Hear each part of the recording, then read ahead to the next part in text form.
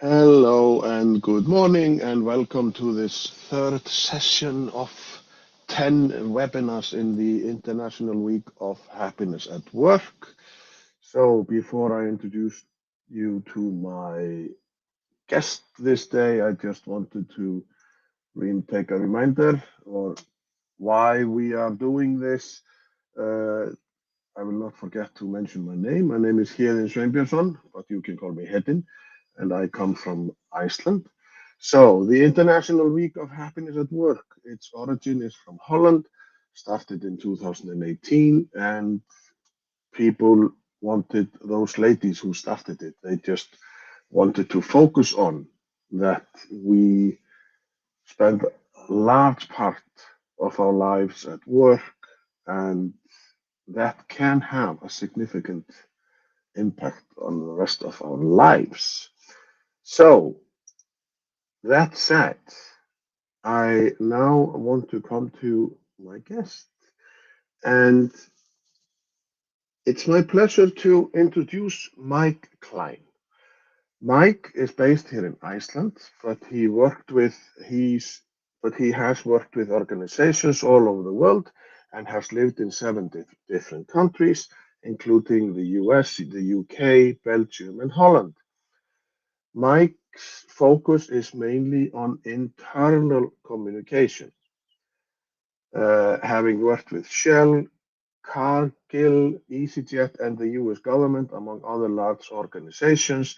And he's seen a lot when it comes how well organizations work with their people through change.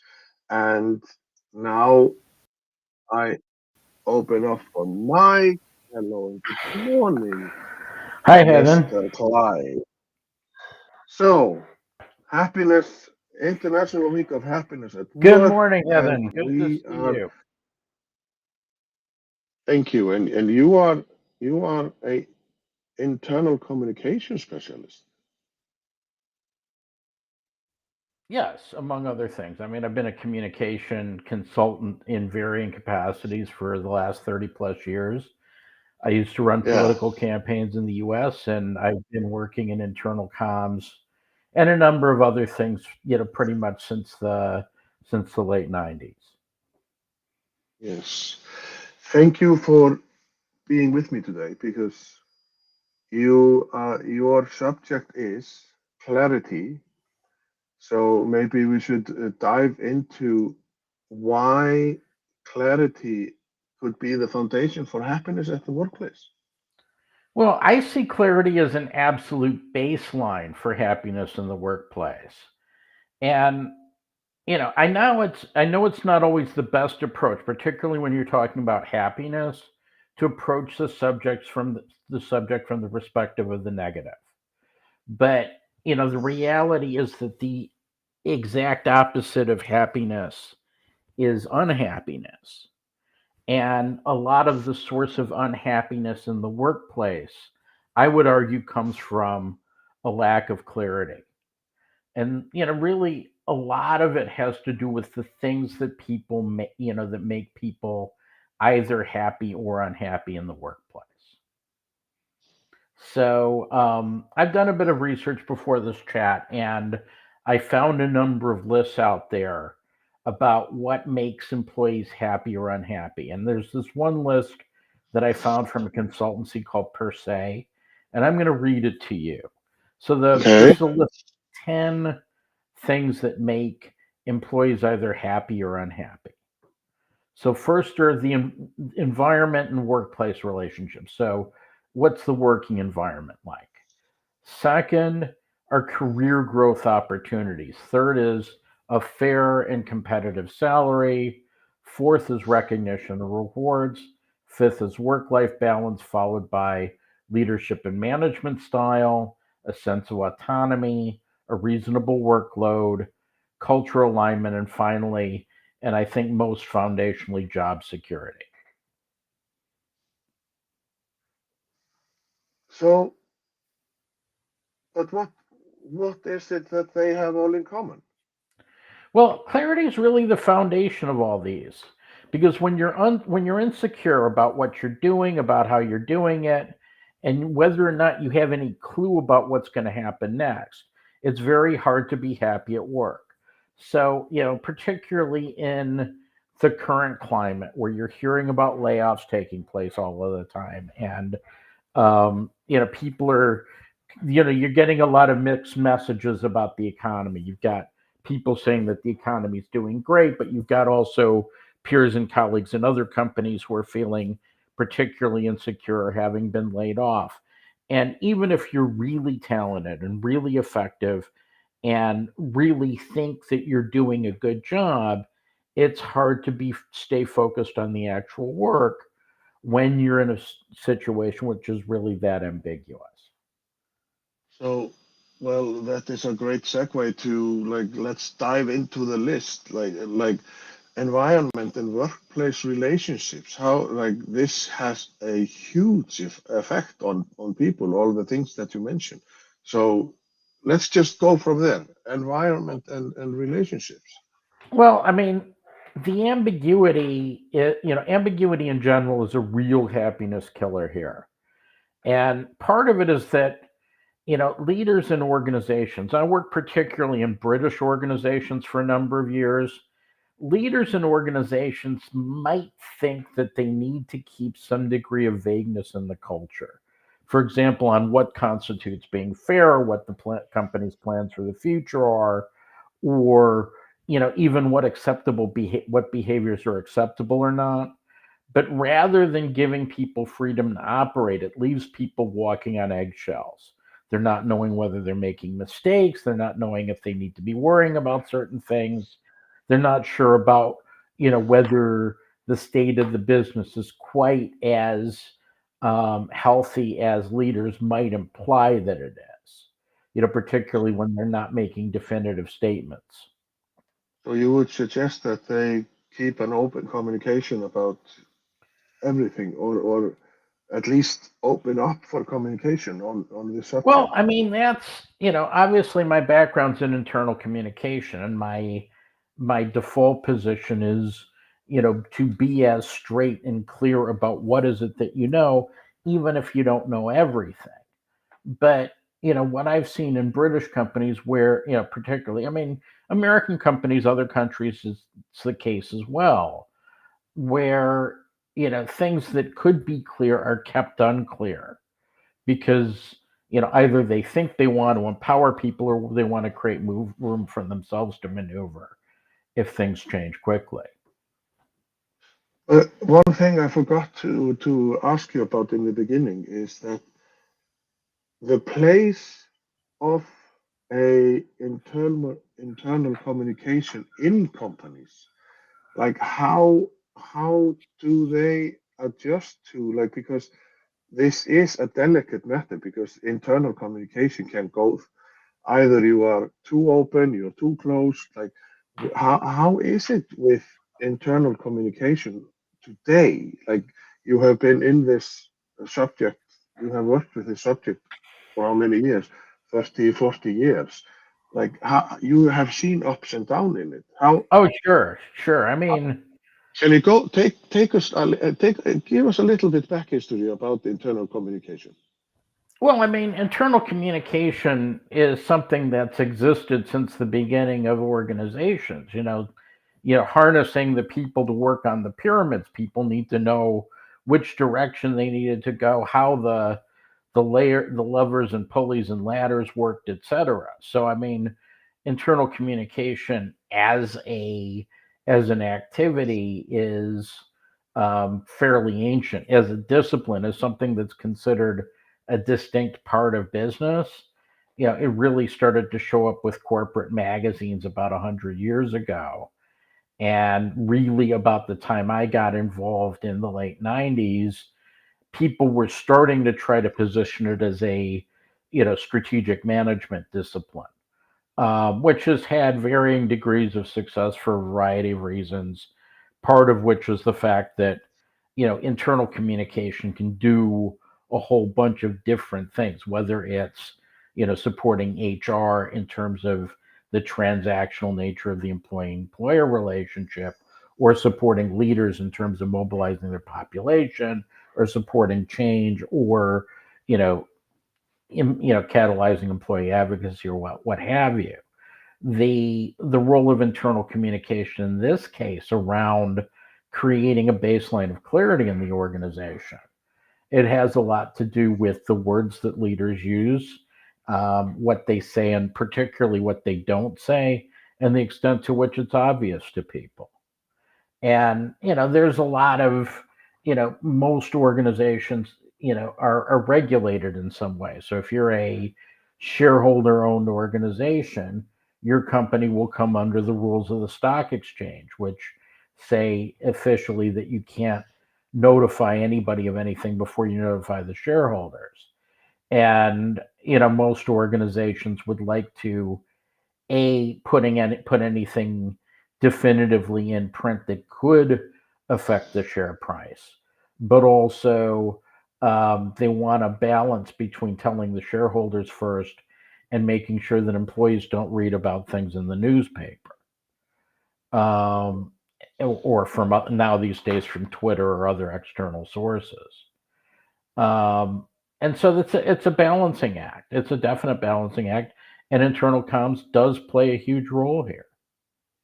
We have come a long way from Henry Ford and his when he started his building his company. So like where he was just the sole man, he was the only man who decided whatsoever. Yeah, it's like Ford was a democracy, one man, one vote, and Ford was the man. Yeah, so let's celebrate that we are okay, come that far. But how would the lack of clarity around, for example, career growth opportunities undermine the happiness, like for the employee? Well, I mean, people, a fair number of people want to spend their career in a single organization. They want to have job security, and at the same time, they want to have rising incomes, perhaps even rising responsibilities, and or the opportunity to do different things during their careers. And so when you have a lack of clarity around career growth opportunities, around promotions, around training, around what's going on elsewhere in the organization, it creates um, further unclarity. And as I said, unclarity is kind of the baseline for happiness in an organization. And you got to also understand that the average length of service in a company, the average length of time that people spend in a company is continuing to decline. Certainly in the US Department of Labor Statistics has highlighted a trend, a long-standing trend towards shorter spans of time spent in an organization, particularly in the private sector.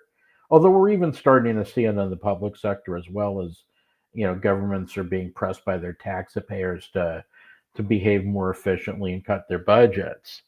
And that's led to fewer development and growth opportunities within individual companies. People, a lot of people who have ambition, know that they need to move companies to improve their prospects. But at the same time, there are a lot of people who expect to be able to improve their prospects and stay in their own companies. And for them, this lack of clarity can be unsettling. But that is also like back in the days, people were 25, 30, 40 years in the same workplace. But that now has, as you said, it has changed because people want to get to move on, to grow as not only as like an employee, but also as a human being. And that brings us to like how that like the salaries, like how does it affect that? Well, I mean, with salaries, it's a particularly challenging issue because there's a lot of dimensions to unclarity around salaries. One is, that historically most organizations have kept salary information confidential. So you don't necessarily know whether your salary is fair compared to that of people who are working in the same roles. Certainly, there's a whole issue around gender pay equity that's very well documented, where you have a lot of women who are working in the same or similar roles getting paid substantially less than men in those roles, and there not being a lot of clarity around that. So you've got certainly the opportunity for resentment there.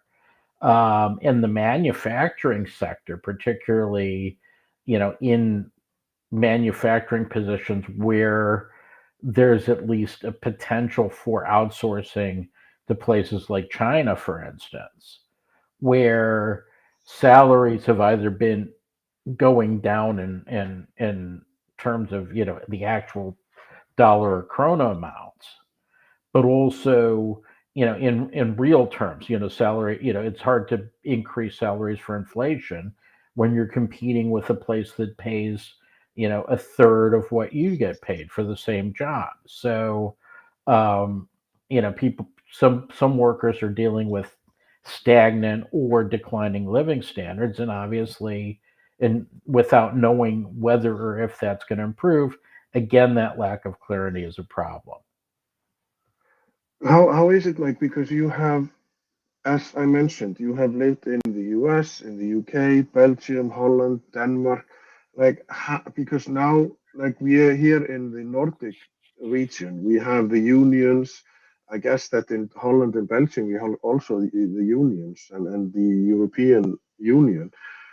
How is it like salary is something, not salary, money is something that we associate with like sometimes with happiness. The lack of it can make you unhappy. Well, I have never had abundance of it, so I don't know how much it would levitate my happiness. But like, how is it in your compare? Like, you have lived several places where the system is totally different. So how is your take on for example that issue? Well, I mean, it's also about, I mean, how what the cost of living looks like and how it's all packaged. I mean, one thing that I've learned is that when you factor in taxes, salaries, housing costs, medical costs, and education costs, that the cost of living in one place or another isn't that different. It's really just a question um, to see how a system benefits somebody in a certain type of situation versus somebody in another type of situation. So, for example, in Denmark, where effectively you have free childcare, if you have a young family, that disproportionately benefits young families. In the US, you're paying $2,000 a month per child for childcare. That puts pressure on population size. It also puts pressure on the balance of workload within a family, which can also be a happiness issue, particularly if you've got, as is increasingly the case, two career households, and how you balance both careers with the demands of childcare. In Denmark, you don't have to worry about that. The only thing you really have to worry about is picking up your kid at 4 p.m. And obviously, that in turn, that actually creates some interesting workplace issues, because when I was in Denmark, I was working for a large Danish shipping company that shall remain nameless. And the expectation was that it was, if you were a foreigner, you didn't leave at 4 o'clock with the Danes. Yeah. So, So you were not expected to have a child if you were a foreigner. well, I mean, most of the expats were not there with their families. Most of the expats tended to be younger um, or single, or in fact older. There was kind of a quirk in the scheduling there. But Yeah. in terms of relative happiness, it's also about expectation. Denmark proudly calls itself, or was probably calling itself, the happiest country in the world. Finland was up there, but at the same time, The Finns are not necessarily known for their exuberance. Uh, So I think happiness is also really how well is doing compared to one's expectation of life. And I think that's what you're seeing in America, particularly in American politics, is you're seeing particularly white males who expected to maintain an ever increasing quality of life as their parents and grandparents did, who are now finding things particularly difficult and lashing out politically. yeah. Let's not go there. We will talk about happiness, Mike. Not No, no, realize. but I mean I know what you that's a mean. manifestation. Angry voters are a manifestation of unhappiness, and that Yeah. includes workplace unhappiness, and some of that unhappiness is brought into the workplace. Yeah. But back at the list that you mentioned in the beginning, like we were talking about salaries and the fairness, like because how are you rewarding people?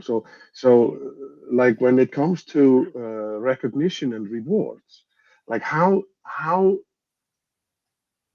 that must be also like a soft or like for one leader like he or she or they have like this set of rules or like how is it possible to go like look at recognition and rewards. Well, I mean, it's very easy to look at recognition and rewards. The question is what the criteria is for the recognition and the rewards. And when companies keep this vague, as they often do, they can leave their employees less settled even when they get recognized. Particularly when you have people, um, I mean, the biggest issue is when people get promoted and the colleagues lack respect for them either in terms of whether they pull their weight or whether they behave in accordance with organizational norms and values. Seeing people um, who operate inconsistently can in turn create more unclarity because if you say this is how we behave as a company and you promote this jerk who treats the staff like crap and doesn't give people enough warning about what they're on the hook to do, etc. It creates destabilization. Also, the lack of recognition. If you work in an organization for 20 years and all you do is you get a china plate saying thank you for your service, um, is that really going to be fulfilling enough for that person? Yeah. I just wanted to comment because I got a comment uh, from Vicky J. O'Grady Olongo. No, Vicky J. O'Grady Longo. Sorry, Vicky. Uh, I can see how people in Norway feel, in quotation marks, happier, spending time in nature, free university, and wages commensurate with living amazed me. Our guides shared with us they love better because they feel better and they get to be better. So that is like, and she continues, recognition for some people is intrinsic. This Well, I mean, word, recognition being intrinsic is great, and if you find recognition intrinsic, if you like doing what you do, or you feel that you have a satisfactory work life balance, that's fine. But the issue then becomes how long are you going to keep it, and that feeds insecurity further. I mean, Norway is an interesting example because the Norwegian system has been, because of the country's unbelievable oil wealth and how well they've done at managing it. They've been able to engineer a system where salaries are high, prices are a bit high, taxes are high, and services are extremely high. And it's a fairly gilded example. You look across the border at Sweden, and there's a lot more insecurity in Sweden right now. Sweden doesn't have the oil wealth. Sweden has a much more diverse and much less settled population than Norway does. And Sweden and Norway came from, fairly similar roots um, around social welfare, but things have gone in very different directions in both of those countries. And Denmark to a certain extent as well, although it's all also about expectations. In Denmark, you can expect to have, you know, a relatively decent salary. You have access to home ownership, that's somewhat more advantageous than it is in other countries. Certainly here in Iceland, Yeah. you have free education. So I mean, the floor underneath you is fairly secure. Even though in Denmark it actually has the most fluid labor market, it's very easy to fire people in Denmark.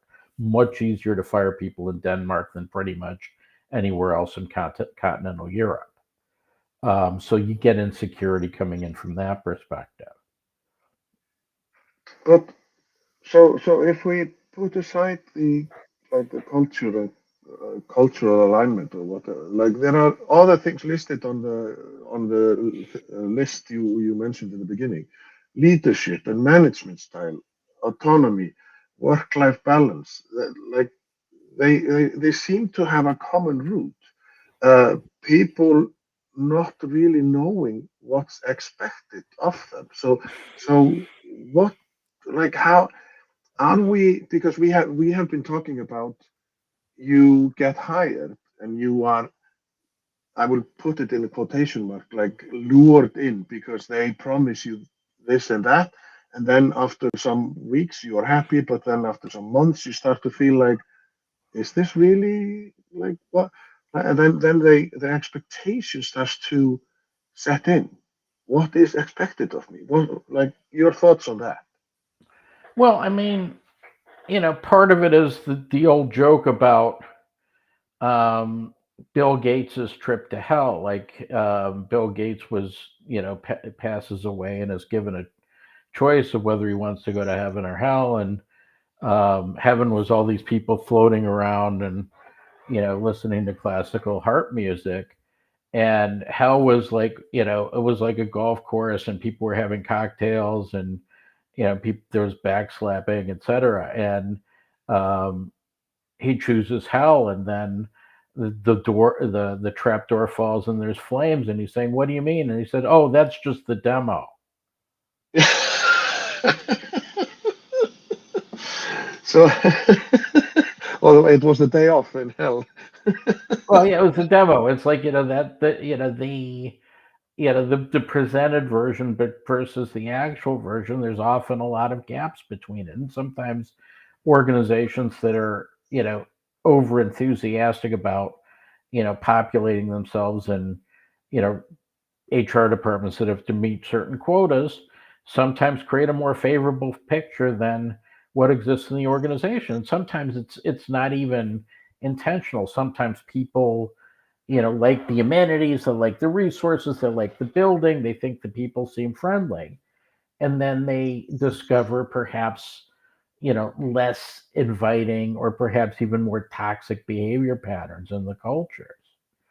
Are Um, sorry, Mike, but are we then talking like is the clarity in the workplace then? Because it's how you present the workplace, and right, then exactly. That's an excellent point. I mean, um, misalignment can show up in a lot of ways. And, one of the big causes of unclarity is misalignment, where the organization says it does X or believes X or acts in X way. And then you discover that there's a lot of Y behaviors, like letter X versus letter Y. You find a lot of Y behaviors, Y actions, and a lot of inconsistencies. And so and also in terms of job roles, like when people sign up, for example, to be a senior internal comms person in an organization, and they're taking the minutes at meetings, and they're organizing the menus for the management conference, and being put under pressure that you got to make sure that that CFO gets that gluten-free vegan meal. Um, it's there gets created an unclarity about, okay, what am I really here to do? Because it's not what I signed up to do. And so that's kind of a huge misalignment issue, which is a big problem. Um, and So part of it too yeah, sorry. is around ambiguity in general. Some leaders think they're being clever when they create this ambiguity. They say, we're not going to tell you how to do things. It's one thing to say, we're not going to tell you how to do things and then accept the results that people come up with. It's another to say, we're not going to tell you how to do things and we're going to get really pissed off when you do it wrong. But then one word pops into mind when you say that, Mike. Micromanagement. It's just like, yeah, you have the freedom to do whatever you like, or like you have this project and then we want you to finish it. And then you finish a project and then you bring it to the leaders. And then they say, no, I didn't think it like this. Like, then we are talking about, we must be talking about micromanagement. Well, micromanagement is a clarity issue. I mean, Yeah, yeah. if micromanagement can be bearable if you know what the expectations are and you expect to get the detailed instruction throughout the process. It's a different matter than if are being told go ahead and do something and then getting ripped apart because you know you didn't do it um, in the way you weren't instructed to. Yeah, yeah, that is the words unsaid because there is not clarity about how. Exactly. And that's why clarity is the foundation of happiness at work at the end of the day. But like how how is it when leaders give people responsibility and they are not clear? Uh, this is just my brain is just melting because it's just like, yeah, you have a responsibility to like it's colliding. It's like catch 22 or some way. Oh, yeah. And and I've seen that in a number of ways. I mean, certainly, you know, you see in some organizations where you've got managers who've been over promoted, um, who, bear in mind who managers are to a certain extent. People tend to get promoted into management not because they're trained and empathetic and strategic. They get promoted in the management because they're good at the jobs that they're going to be expected to manage. So you've got, and then ultimately some of these people get promoted further up the chain. So most organizations are run by accountants and engineers. And accountants and engineers have great skill sets, but the skill sets tend to be a bit linear and they tend to, there are right answers in accounting and in engineering. You've got to use a lot of equations and the equations have to come out a certain way. In the workplace, you don't have that kind of certainty. And certainly when you have leaders who are expecting things to turn out a certain way, and then they see things turn out differently, it may do their head in. And then their lack of, they find the world unclear and they create and spread that insecurity and unclarity to the people that they work with. Uh, Well, another word popped into my mind now. That was the Excel sheets.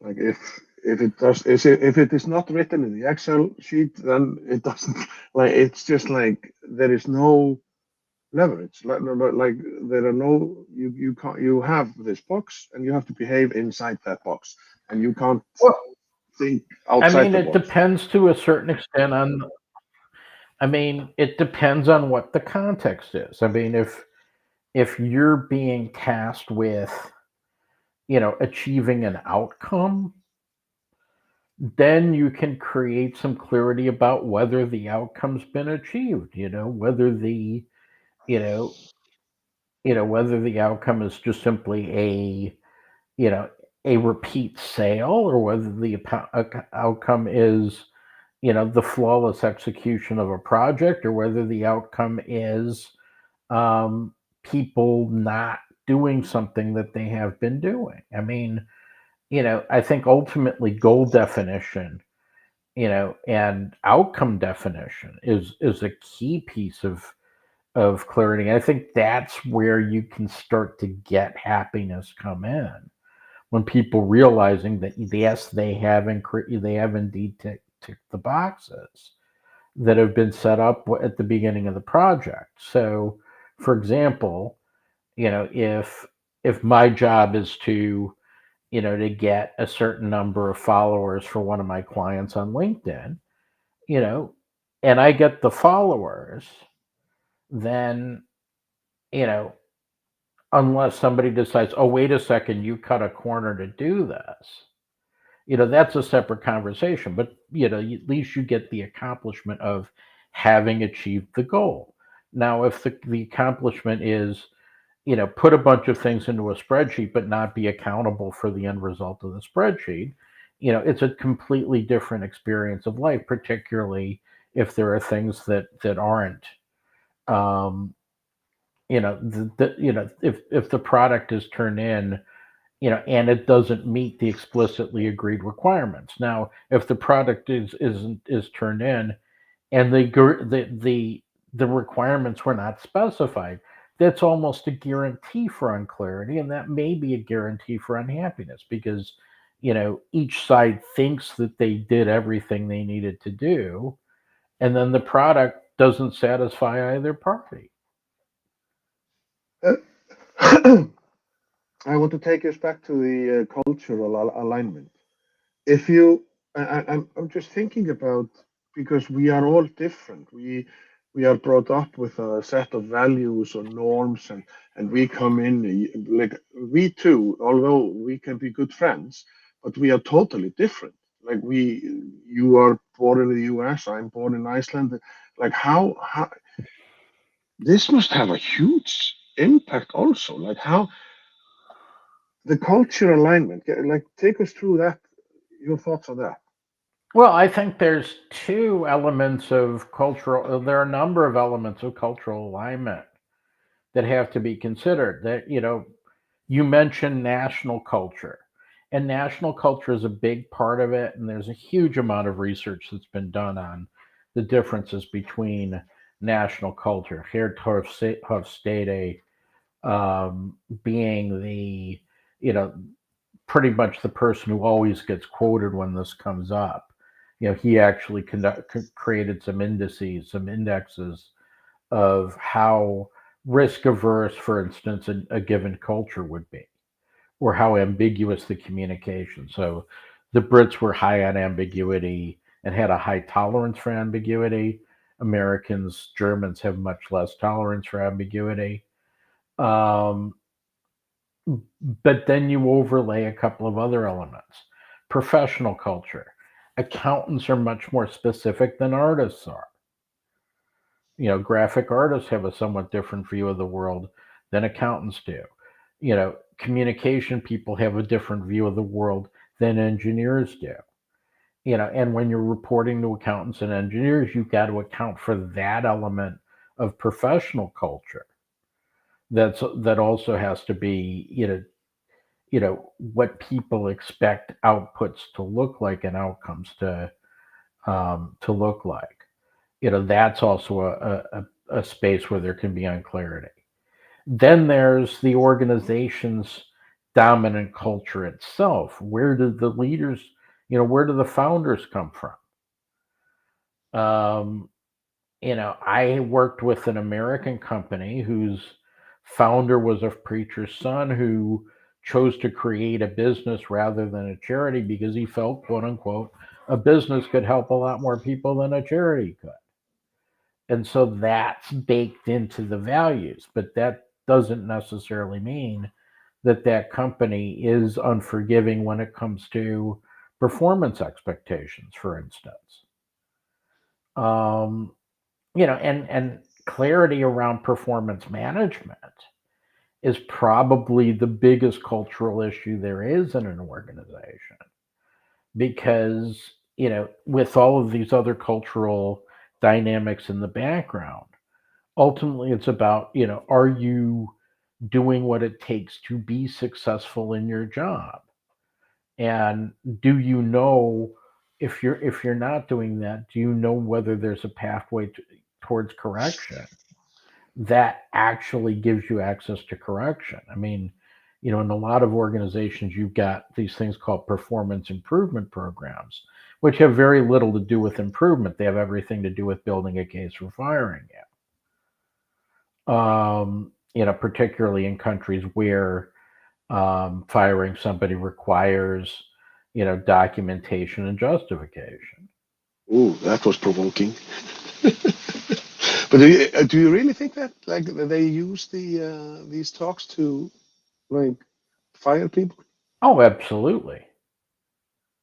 Because I have been to several here, and that was not my. But that is because my job was secure anyhow. So Right. You were working in the public and, sector, and yeah. and that those issues become a bit more. Um, I'm thinking of experiences in publicly traded companies, particularly mainly American owned public traded companies. So we can establish that, like, if alignment is the core of clarity, like a precaution, a precondition for happiness. Like, how can then misalignment show its ugly face? Well, misalignment shows its ugly face everywhere because, for example, if an organization says its purpose is to do no evil, and then, people are able to geolocate their political opponents based on posts that they made on that platform. Um, there may be some issue around whether that qualifies as do no evil. Um, whether, I mean, misalignment around performance expectations, around what the organization actually does, particularly now, when you have such a volatile political climate, and particularly you've got, young people who are deeply concerned about the environment, for instance, organizations talking about sustainability, like, for example, Starbucks, which has long talked a good game about sustainability, is now allowing its CEO to commute by private jet so that he can comply with, the company's three days a week in office mandate without having to move to where the headquarters are. Well, yeah, yeah. That again is catch 22, isn't it? They say one thing and then they do another thing. So it's just Right. And so when the organization says something and does another, when you're asked to do something and expected to do another, when your leader says something, when your manager says something, and then um, the organization says, no, we can't actually do that. There's, you know, the the opportunities for misalignment are um, considerable, and you're never going to bleed misalignment out of an organization, but the extent to which there's clarity about the misalignment itself, and the extent to which organizations acknowledge it and recover from it, is also an issue. so when like the companies, it's just like there is so much to get around in this conversation because when companies they say like, oh, we live the values and we do this and that, and then they like we believe in the family and stuff, and then they lay off 300 people or 50 people or whatever. Like, so they don't even walk the talk or practice what they preach. So that is Well, the, that's a the, the huge worst issue. the worst part about layoffs is there's three things about layoffs that are terrible aside from the layoff and its consequences for the people who leave the organization.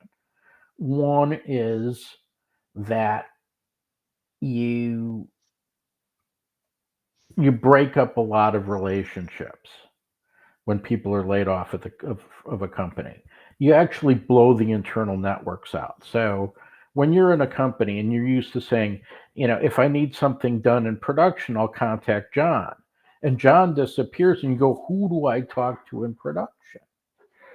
I mean, you kneecap your own productivity and you make work, not you don't just simply dump more work on the people who survive. You also make the process of doing that work much more frustrating. So that's one, and that's something that's considered very infrequently when it comes to layoffs. The second thing about layoffs is if the layoffs are conducted in a way that's inconsistent with the stated values of the company. So if the company values performance and then it arbitrarily lays people off, regardless of their performance records, then that completely undermines the performance culture of the organization. Because if you're not going to get rewarded for your performance, if you're not going to be protected by being a top performer, then why put the effort in to be a top performer? And then the third element that doesn't work about layoffs is, um, do the conditions of the layoffs seem sufficiently humane for the people laid off to not completely alienate the people who work in the company? If the people who get laid off get a less good deal than they're expecting, or they just get the legal minimum, then everybody's going to have their resumes out.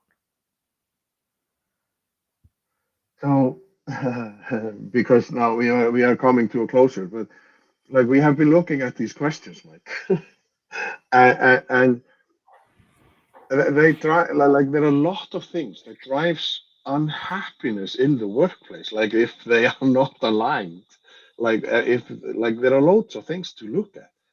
But like, is there hope for people to become like happy or happier in their work? Yeah, Like, I mean, there's an there. I'm not. I'm painting a picture of the negative, not to say that the picture is negative, but that these are the things that have to be addressed to create sufficient clarity upon which people can build positive work relationships. So, ultimately, if you enjoy what you're doing and enjoy the people you're doing it with, and you feel that the rules are being followed around you such that there aren't, undue surprises or minefields, then it's entirely possible to be happy, even in a corporate or institutional workplace. Um, and the more conscious organizations are about this, doesn't necessarily mean that they have to do everything right, but the very least they can do is apologize when they get it wrong, and put measures in place so that they don't, that they continually improve and they continually acknowledge and they continually recognize, their own behavior and celebrate the extent to which people's behavior is consistent with the values, is consistent with the targets, is consistent with satisfying and delighting customers. are we as employees, are we good at like good clarity and asking for clarification? Like, is that our responsibility, or like where does the Well, responsibility lie? ultimately, the responsibility for employee happiness lies with the employee, and that may sound like it contradicts everything that I just said. Yeah. Um, and part of it is that most employees, feel at the effect of their organizations rather than, at the, as source of effect in changing, transforming, and building their organizations. But at the same time, and that's one of the reasons why I'm calling this stuff out, is that people in identifying these gaps can call them out. Now, if you've got a completely repressive organizational system, then you might need to get out.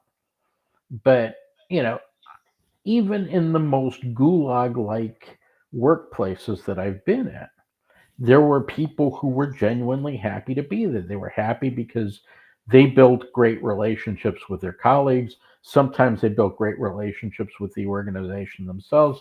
Sometimes they get built great relationships out of their opposition to the organization. You know, they don't call it union brotherhood for nothing. Oh, Um, so there is a whole different conversation about where you put yourself in, in relation to your workplace. And it may just be having clarity about what's unclear. That, yes, the company can't guarantee us a living. Yes, there's going to be jerk bosses. Yes, there's going to be, the company will say, we're about sustainability, and the CEO will be flying around in this private jet to go to commute to work. yeah. Um, there may need to be, ultimately, there needs to be some acceptance of the level of clarity that one can take for granted in an organization. But at the same time, you've got to look at, okay, where does the unclarity come in so that you can control for it? Is it risky to ask for clarification or to have clarity in a company? Like, can Is it you? is it risky not to? I mean, Yeah, yes, it's risky to do it, but it's risky not to. When you're not, when you're not seeking clarity, that's where that's where you outsource your responsibility. So you can either accept things as, you can notice that things are unclear. You can be upset about how unclear they are. You can try to clarify the unclarity, or you can live with the unclarity. It's like I'm an entrepreneur. I live with the unclarity that, I don't know, you know, where my income's going to be coming from 3, 6, 9 months from now, depending on the project. yeah, Um, the advantage of being independent versus being an employee is that, you're not responsible. You're not at the mercy of one client. When you're an employee, basically you're a freelancer with one client, unless you're in a country that has really generous employee protections. And so, you're completely at the mercy of that one client. When you've got 8 clients and 2 of them catch a cold, you're in a much better position to replace those 2 clients. yeah. You, Mike, have given so much food for thought, I think. And it's the same with everything. We have to remind us daily, isn't it? Like we have to, we have to remind ourselves what we want, and we have to be clear about it. But I think that this topic, clarity, like clarity, is a big issue in the foundation for happiness at the workplace. So, any like last minute thoughts, or because we have to round up, and because this is, as always, a brilliant session. I Thank am you.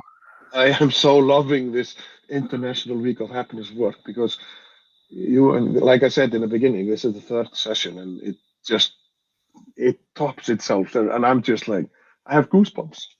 Well, I'm glad I caused your goosebumps. No, but I think the key thing is that you need to clarify what's unclear, and then you need to decide whether you can live with that unclarity and own it. Because at the end of the day, you're a participant here. An employees are not victims. Everybody walks in the office, decides to be there every day. And I've put a lot of the analysis of this onto the organization because organizations collectively behave in certain ways. But ultimately, the responsibility lies with the employee to create clarity around what's clear and what's unclear, and then to build accordingly. So, Mike, I want to thank you like enormously. Like it's just giving me the time with you. And but if people want to connect with you, like where can they find? Because you are also the founder of We Lead Comms, so you live and breathe for internal communication, don't you? Yeah, pretty much. I mean, best place to reach me is via changingtheterms.com, or you can reach me by email at mike.klein@changingtheterms.com, or you can find hashtag WeLeadComms on LinkedIn. Well, I hope people like or just leaders they will use your geniuses in this. Do you say geniuses? Genius. Uh, Yeah, I mean, yeah, it's yeah. it's I'm not the first person to say all of this. I mean, this is not all that Well, uncommon. It's just a question of, can you address this stuff honestly? yeah. But we need people like you. So Thank you. thank you from the bottom of my heart, Mike, and have a great day, have a great week, and I hope like you will your work.